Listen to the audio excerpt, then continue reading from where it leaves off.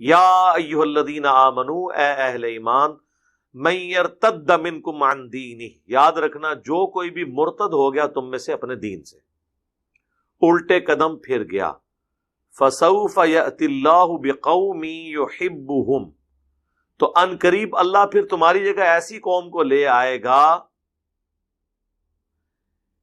کہ وہ محبت کرتے ہوں گے اللہ سے، اللہ ان سے محبت کرتا ہوگا، یحبہم ویحبونہ، اللہ تعالیٰ ان سے محبت کرتا ہوگا اور وہ اللہ سے محبت کرتے ہوں گے۔ اذلۃ علی المؤمنین، مومنین کے لیے تو وہ بڑے نرم دل ہوں گے، بچھنے والے۔ اعزۃ علی الکافرین، اور وہ بہت سخت گیر ہوں گے کافروں پر۔ یجاہدون فی سبیل اللہ، وہ اللہ کی راہ میں جہاد کریں گے، اور جہاد میں دین کی تبلیغ بھی اور قتال بھی دونوں شامل ہیں، کیونکہ جہاد ورسٹائل ٹرم ہے۔ ولا یخافون لومۃ لائم، اور وہ کسی ملامت کرنے والے کی کوئی پرواہ نہیں کریں گے۔ ذالک فضل اللہ یؤتیہ من یشاء، یہ اللہ کا فضل ہے جسے وہ عطا کر دے۔ واللہ واسع علیم، اور اللہ تعالیٰ وسعت والا اور علم والا ہے۔ جناب یہ وہ چیز ہے جو صحابہ کرام کے دور میں بھی ہوئی اور آج تک یہ سلسلہ جاری ہے کہ اگر جس کو دین کی سمجھ آئی ہے وہ دین کا کام نہیں کرے گا تو اللہ تعالیٰ اس کو ہٹا کے نئی قوم لے آئے گا۔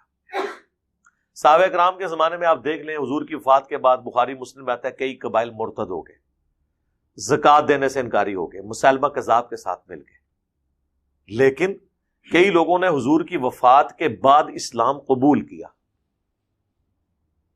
قادسیہ اور یرموک میں ان لوگوں کی محنت کی وجہ سے اللہ نے کامیابیاں دی، یعنی اگر 8,500 لوگ قادسیہ میں شہید ہوئے ہیں تو اس میں تو چند ایک صحابہ تھے، باقی تو سارے تابعین تھے جنہوں نے حضور کو دیکھا بھی نہیں ہوا تھا، جو آپ کی وفات کے بعد ایمان لے کر آئے تھے۔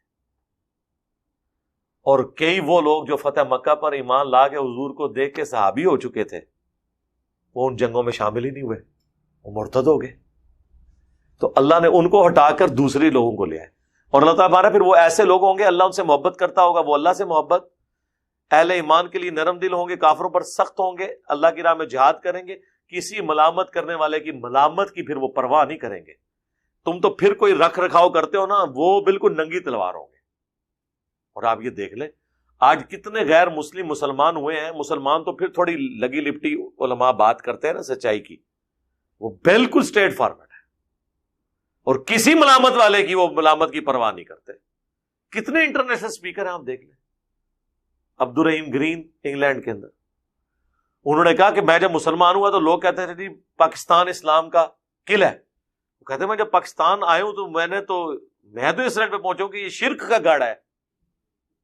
اب یہ بات تو پاکستان کے اہل حدیث نہیں کہہ سکتے کہ پاکستان جو ہے شرک کا گڑھ ہے، کیونکہ انہوں نے یہاں رہنا ہے، اس کو کوئی پرواہ نہیں۔ انہوں نے کہا بھائی جو ہے میں وہ بات کروں گا، اگر میں کرسچینٹی کا شرک چھوڑ کے آیا ہوں تو اب میں نے یہاں آ کے شرک کرنا ہے؟ بلکہ انگلینڈ تو خود شرک کا گڑھ بنا ہوا ہے، جتنے پاکستان میں پیر موجود ہیں ان کی فرنچائزیز وہاں پہ موجود ہیں۔ ہمیں تو کئی ایک واقعات مطلب فرسٹ ہینڈ نالج کے پتہ ہے کہ کئی بیچارے کرسچن مسلمان ہوئے ہیں قرآن پڑھ کے، وہ تو سمجھے کہ قرآن کی جو توحید ہے یہی مسلمانوں کی توحید ہے، ان کو کیا پتا کہ پریکٹیکلی تو بہت کم مسلمانوں کی یہ توحید ہے۔ میلاد کے مہینے میں وہ ایک گورا جو ہے وہ مسلمان ہوا، نیو مسلم، وہ جا کے اس نے جمعہ ایک بریلویوں کی مسجد میں انگلینڈ میں پڑھا، اور وہ زمین و آسمان کی کتابیں اللہ کے نبی صلی اللہ علیہ وآلہ وسلم کے لیے ملا رہا تھا۔ اینڈ پہ اس نے مولانا صاحب سے پوچھا کہ حضرت یہ جو باتیں آپ کر رہے ہیں یہ کچھ تو ہم حضرت عیسیٰ کے بارے میں کرتے تھے، جبکہ قرآن تو یہ باتیں نہیں کر رہا۔